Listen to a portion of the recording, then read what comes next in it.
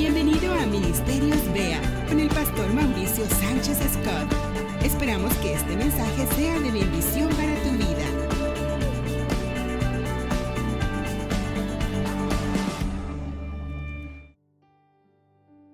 Vamos a estudiar la palabra, vamos a discernir la palabra. Vamos a Mateo capítulo 9. Mateo capítulo 9 es el primer libro del Nuevo Testamento. Versículo 1. Entonces, entrando Jesús en la barca, pasó al otro lado y vino a su ciudad, a su pueblo, dice otra, la Nueva Versión Internacional. Fue a su ciudad. Yo te pregunto a ti, ¿cuál era la ciudad de Cristo? ¿Cuál era la ciudad de Cristo? Nazaret, Belén, Jerusalén. Fíjense, a Jesús se le decía el Galileo, ¿no es cierto? Una vez alguien me preguntó, pastor, ¿por qué le decían a Jesús el Galileo? Digo, pues porque era de Galilea. Y entonces, ¿por qué le decían Jesús de Nazaret? Pues porque era de Nazaret. Pero pues ¿quién no nació en Belén? Ah, ¿verdad? ¿Cuál era la ciudad de Jesús? Les dije que era un estudio bíblico hoy, una parte, ¿verdad? Vamos a estudiar. ¿Cuál es la ciudad de Jesús? ¿Se refiere a Belén? ¿Se refiere a Nazaret? ¿Es Galilea? ¿Qué es Galilea? ¿Qué es Nazaret? ¿Qué es Belén? Bueno, vamos a traer luz a este asunto. Lucas capítulo 2, verso 4. Vamos a otro evangelio. Lucas capítulo 2, verso 4 al 7. Y José subió de Galilea, de la ciudad de Nazaret, a Judea, a la ciudad de David, que se llama Belén, por cuanto era de la casa y familia de David, para ser empadronado con María su mujer, desposada con él, la cual estaba encinta. Y aconteció que estando ellos ahí, se cumplieron los días de su alumbramiento. Y dio a luz a su hijo primogénito y lo envolvió en pañales y lo acostó en un pesebre, porque no había lugar para ellos en el mesón. Conocemos esta historia. Pero quizá lo que no hayas estudiado es la razón por la cual Jesús nació en Belén. Se podría decir que Jesús nace en Belén por accidente. Por supuesto no fue un accidente, porque Dios lo tenía profetizado con siglos de anticipación. Pero para José y para María fue un accidente y una sorpresa, porque lo que sucedió es que el Imperio Romano ordenó un censo y cada quien tenía que ir a censarse a su lugar de origen. Algo parecido ahora que nosotros que fueron las elecciones votamos, tú no puedes ir a votar en cualquier casilla. Tienes que votar en la casilla donde estás empadronado, ¿no es cierto? Fue muy similar. José tenía que empadronarse a Belén porque de ahí era originario. José era descendiente directo del rey David. Así que tuvo que ir a Belén, era una orden imperial, no podían rehusarse, tuvo que tomar a su familia, a su mujer embarazada y hacer el viaje hasta Belén. Y ahí es donde le toca dar a luz a María, ellos están buscando dónde hospedarse y no encuentran, y pues ahora cantamos, oh, os pido posada. Bueno, fue por ese efecto. Y Jesús termina naciendo en un establo, en Belén. Pero ellos no eran de Belén, no vivían en Belén. Su ciudad no era Belén. José era de Nazaret. Vamos a volverlo a leer. Y José subió de Galilea, de la ciudad de Nazaret, a Judea. Galilea es una región muy grande. Galilea es una región que tiene muchas ciudades dentro. Solamente una de esas ciudades era Nazaret. Por eso era Galileo y era de Nazaret. Su ciudad era Nazaret. José tenía su taller de carpintería en Nazaret, ahí tenía su casa. Y Nazaret estaba en Galilea.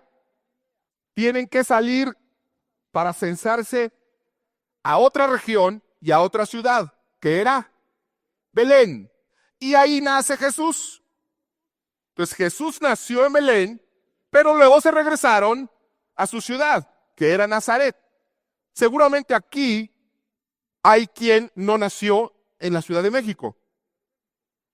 ¿Alguien está aquí que vive en la Ciudad de México y que no haya nacido aquí? Que levante la mano. Fíjese, ya se parecen en algo más a Cristo, fíjese.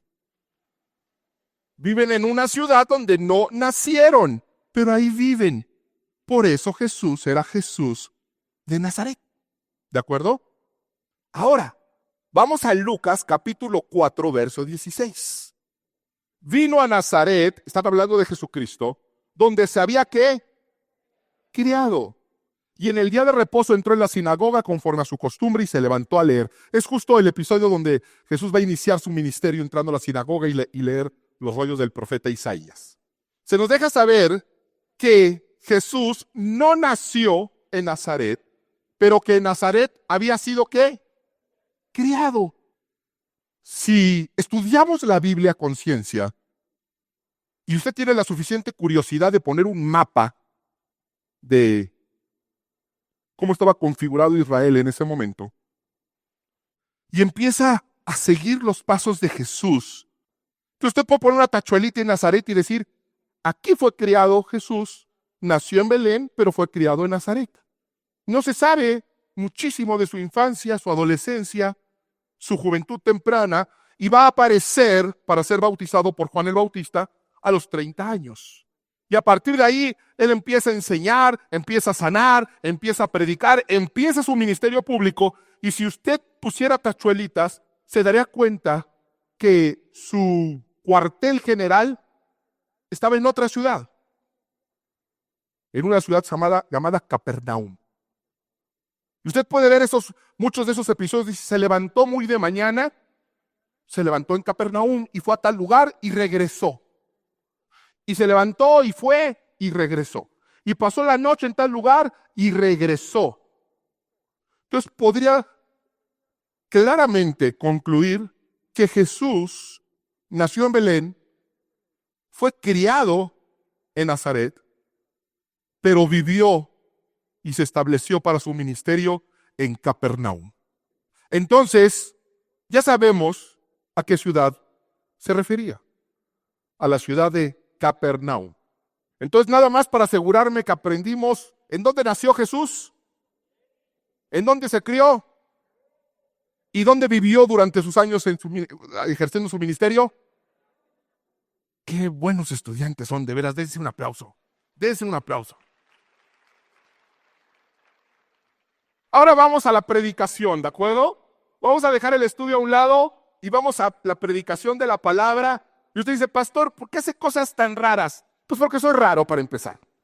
Pero va a tener sentido, ¿eh? No creo que es nomás porque sí. Vamos a Marcos capítulo 2, versículo 2, donde se nos va a narrar exactamente el episodio donde empezamos y nos metió en problemas con la ciudad, pero que gracias a examinar la escritura ya quedó resuelto. ¿A qué ciudad estaba hablando? A Capernaum.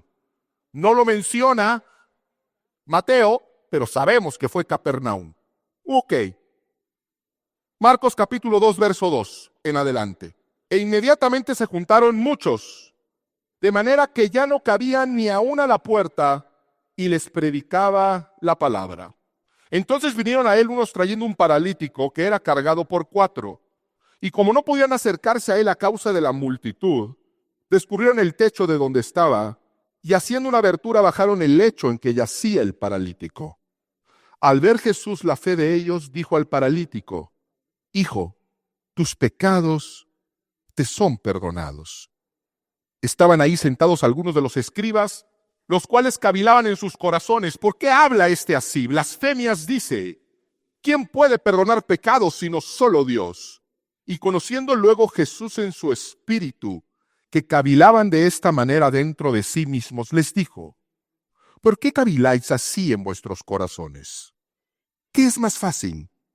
¿Qué es más fácil decir al paralítico, tus pecados te son perdonados? O decirle, levántate, toma tu lecho y anda. Pues para que sepáis que el Hijo del Hombre tiene potestad en la tierra para perdonar pecados, dijo al paralítico, a ti te digo, levántate, toma tu lecho y vete a tu casa.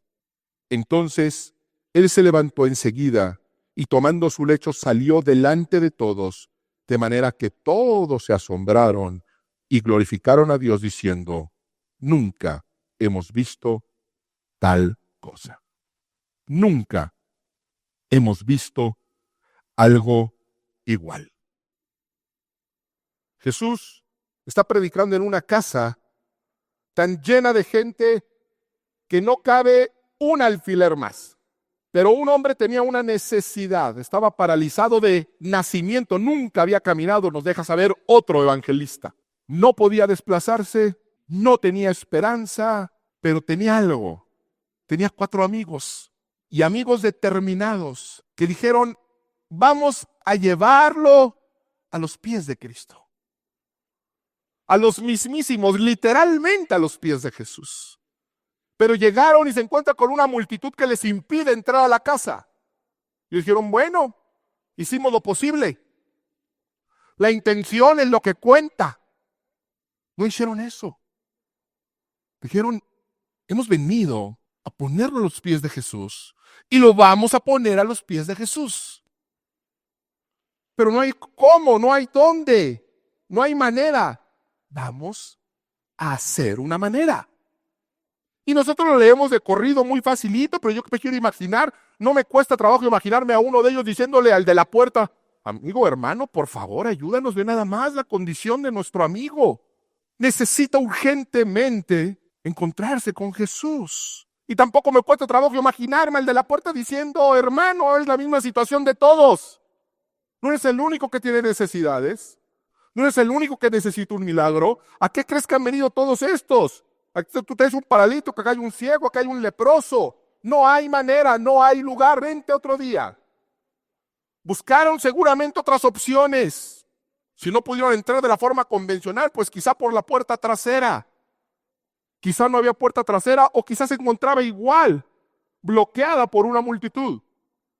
Intentaron seguramente por una ventana, hasta que al final se nos deja saber el acto extremo que tuvieron que realizar. Subirse al techo y hacer un hoyo en él. Pero imagínense a Jesús compartiendo en una casa atiborrada y empezar a escuchar ruido en el techo. Cuando además hay gente afuera también buscando entrar. Y empiezas a ver que empieza a descubrirse el techo y empiezan a bajar a una persona para empezar interrumpiendo la palabra, dañando una propiedad privada.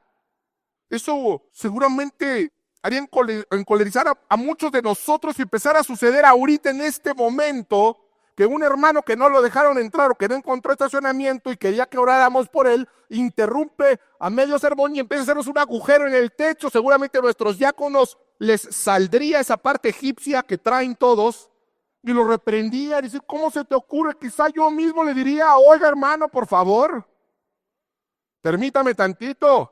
Déjeme terminar y al final del servicio lo atendemos. Pero no fue la reacción de Cristo. No fue la reacción de Cristo porque Jesús ve con unos ojos diferentes a los nuestros. Jesús ve cosas que nosotros no vemos y se nos deja saber qué fue lo que vio. El versículo 5 dice que Jesús, viendo el agujero en el techo, ¿sí dice así?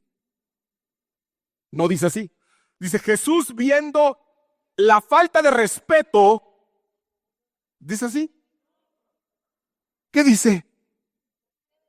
Jesús viendo la fe de ellos. Jesús vio la fe de ellos. Y la fe de ellos detonó un milagro. Le dijo al paralítico, tus pecados te son perdonados. Más tarde lo haría caminar por una circunstancia extraña. El milagro más grande ya lo había hecho. Yo no sé qué viene a tu cabeza cuando escuchas Jesús sana a un paralítico. Piensas, volvió a caminar. El milagro más grande es que le concedió la vida eterna, la salud eterna. Y muchos no se dieron cuenta. Y el paralítico sí, porque fíjense, ni chistó. Los amigos también, porque tampoco se quejaron. Los que se quejaron fueron los fariseos, que dijeron, ¿y este quién es para perdonar pecados? ¿Con qué autoridad? ¿Cómo se atreve a blasfemar? Y Jesús dijo, hey, espérenme, para mostrar que tengo esa autoridad, ¿qué es más fácil decir? Tus pecados te son perdonados o levanta tu camilla y anda. La verdad es que ninguna de las dos. La verdad es que ninguna de las dos. Las dos eran igual de imposibles para alguien que no fuera Dios. Él dijo, para que vean que tengo autoridad para perdonar pecados, te digo, levántate y anda. Y se levantó y todo el mundo se asombró. Pero este milagro se logró activar por la fe de ellos. Este hombre no podía moverse. Quizá era un hombre de fe, pero necesitaba llegar a los pies de Cristo. Y requirió 4 amigos de fe, determinados, capaces de abrir un agujero en el techo para poder llegar a los pies del Maestro y obtener su sanidad plena por la fe de ellos. Y yo te pregunto, ¿tienes amigos así? ¿Tienes amigos que Jesús pueda ver la fe de ellos y puedan detonar un milagro en tu vida? ¿O eres un amigo así? Hay milagros que solamente se van a realizar con la fe de ellos. Hay milagros que bastan con la fe de uno. Pero hay otros milagros, y este es un excelente ejemplo, donde se requiere la fe de ellos. La fe de varios. La fe de voluntades diciendo, vamos a ver ese milagro. Vamos a reunirnos a orar. Vamos a movernos. Vamos a activarnos juntos en una dirección para operar, para que un milagro sea operado, para inclinar el corazón de Dios hacia nosotros, para llamar la atención de Dios. Hemos escuchado muchas veces esta historia, pero quizá esto nunca lo habías escuchado. Y sin embargo, salta a la vista. Y por eso nos perdemos de bendiciones, porque no estudiamos la palabra. La leemos quizá, escuchamos de repente, pero no estudiamos. Yo te quiero hacer una pregunta porque se nos deja saber de quién era la casa. Jesús está en una casa. ¿De quién era la casa? ¿Dónde dice? Yo he escuchado sermones que dicen que era la casa de Pedro. Vamos a ver qué nos arroja la Biblia, habiéndole estudiado. Marcos capítulo 2, verso 1. Ya vimos que Mateo dice que Jesús había ido a su ciudad, ¿se acuerdan? A su ciudad. Fíjense lo que va a decir Marcos. Entró Jesús otra vez, ¿en dónde? En Capernaum. Así que podemos tener absoluta seguridad que la ciudad a la que se refiere Mateo es Capernaum, que Jesús estaba en Capernaum y que Jesús vivía en Capernaum. Entró Jesús otra vez en Capernaum después de algunos días y se oyó que estaba en casa. ¿En casa de quién? De Jesús. Era la casa de Jesús, era donde Jesús vivía. Era donde Jesús vivía, se hospedaba, dice otra versión, quizá se la tenían en préstamo, quizá rentaban, no sabemos, pero era la casa de Jesús. Lo que lo hace todavía más serio. Imagínate abrir un boquete en la casa de Jesús. No solamente ya es irrespetuoso, no solamente es escandaloso, es irreverente. ¿Y por qué es importante conocer eso? Porque sigue habiendo paralíticos y sigue en pie la casa de Jesús, donde esos paralíticos deben ser llevados para recibir liberación, para recibir perdón. ¿De qué está hablando, pastor? De lo mismo que Pablo cuando le escribió a Timoteo. Primera de Timoteo, capítulo 3, versículo 15, porque ahora ya sabemos que esa casa era la casa de Jesús. Ahora yo te pregunto, ¿cuál es la casa de Dios? ¿Dios dónde vive en la actualidad? ¿Dónde vive Jesús? Muchos dicen, no en nosotros. No, la Biblia dice que nosotros somos templo del Espíritu Santo. Una cosa es ser un templo y otra cosa es ser una casa. Jesús enseñaba en casas y enseñaba en sinagogas, ¿recuerdan? Hay que entender también la diferencia entre templo y casa. 1 Timoteo 3:15. Para que si tardo sepas cómo debes conducirte en la casa de Dios, que es la iglesia del Dios vivo, columna y baluarte de la verdad. Si has preguntado cuál es la casa de Dios, la iglesia es la casa de Dios.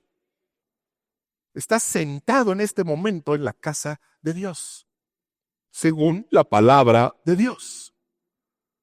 Y hay gente imposibilitada que necesita amigos para llegar a los pies de Cristo. En ese tiempo esa era la casa literal de Jesús. Esta es la casa espiritual. En ese tiempo era un paralítico literal. En la actualidad hay paralíticos espirituales que no pueden y no van a llegar a la casa de Dios por su propio pie. No es que no quieran, no es que sean malos o perversos, es que no pueden. Están paralizados. Están paralizados de tristeza. Están paralizados de rencor. Están paralizados de dolor. Y para acabarla, hay una multitud de personas impidiéndoles entrar a la iglesia. Tú no puedes entrar con ese color de pelo. Tú no puedes entrar con esa confusión sexual. Tú no puedes entrar con esas marcas en el cuerpo. Tú no puedes entrar con ese pasado. Tú no puedes entrar vestido así. Una multitud que te impide llegar a los pies de Cristo. No pueden, no va a pasar. Necesitan amigos determinados para llegar a los pies de Cristo.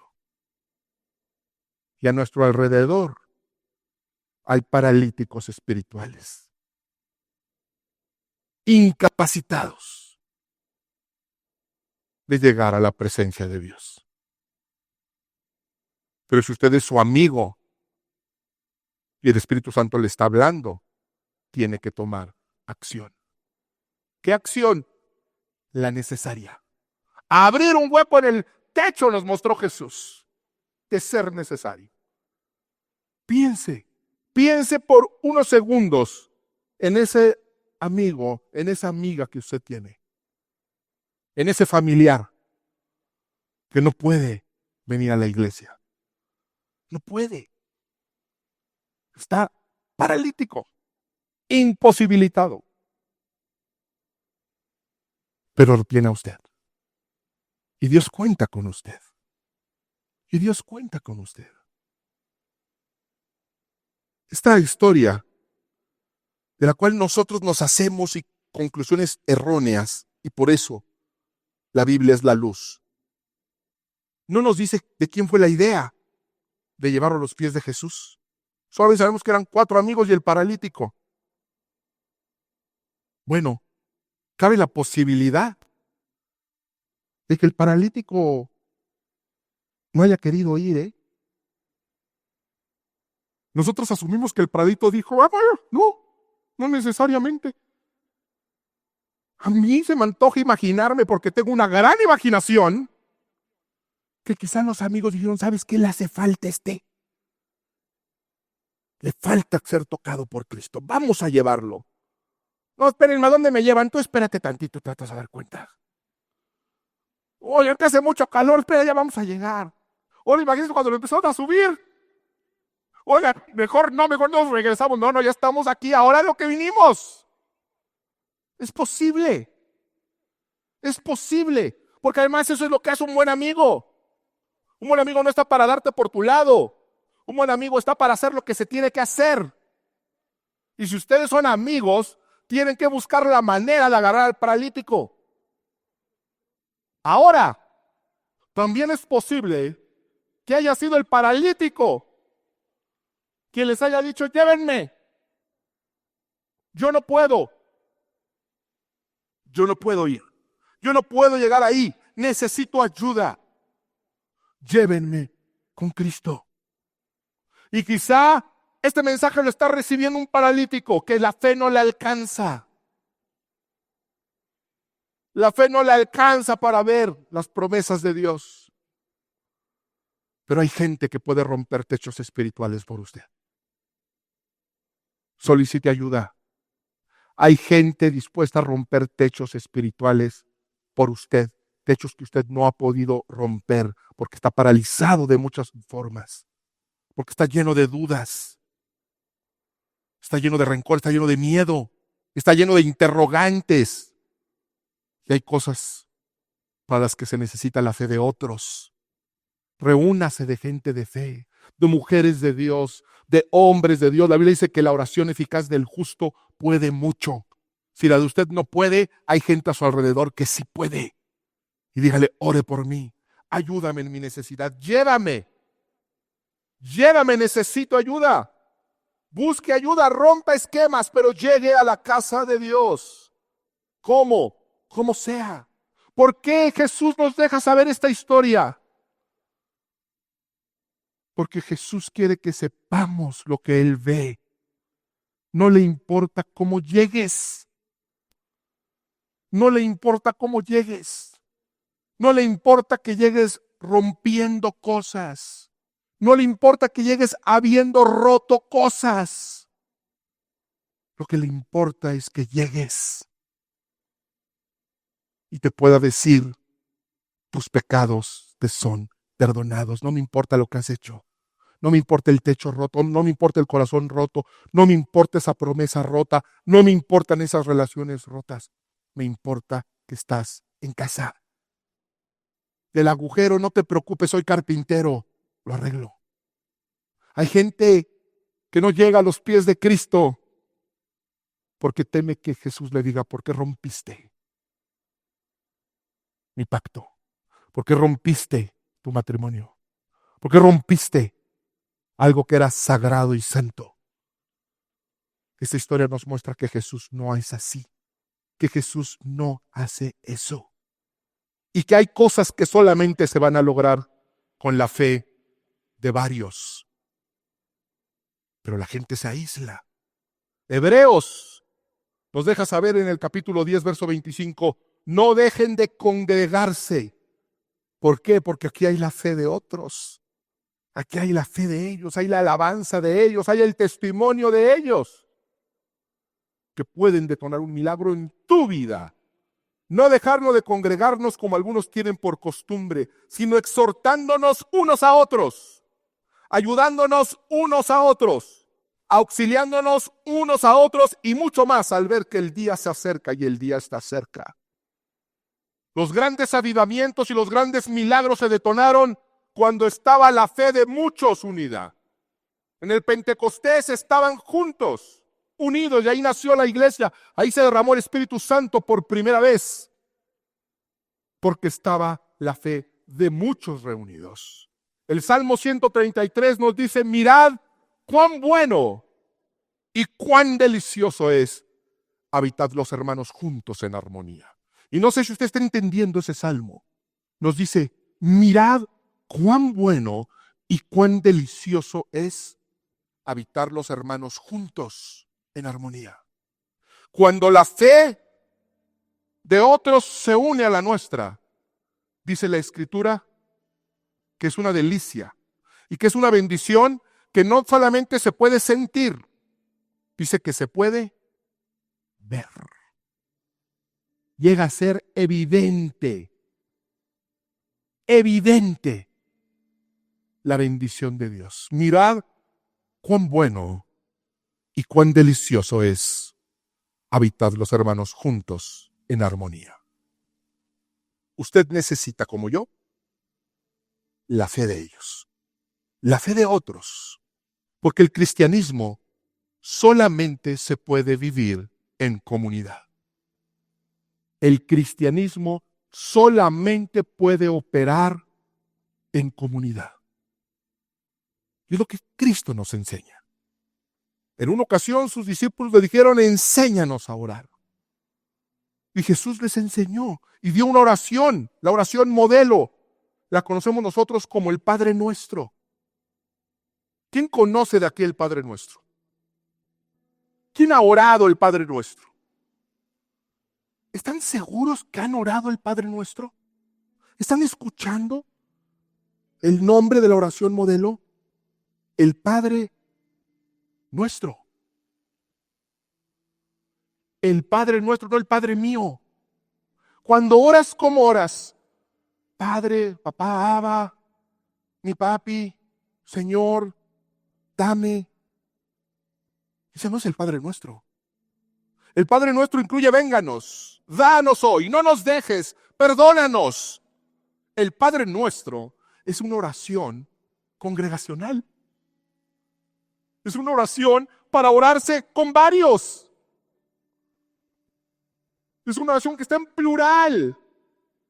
Es una oración para orar con hermanos y hermanas y decir, vengan, vamos a orarle a nuestro Padre.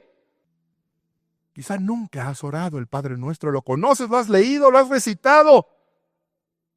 Pero para orar el Padre Nuestro, necesitarías a tu lado grupos de creyentes que pueden llamarle a Dios Padre Nuestro y unirnos en un mismo sentir y en una misma dirección y clamarle al Padre como una familia espiritual.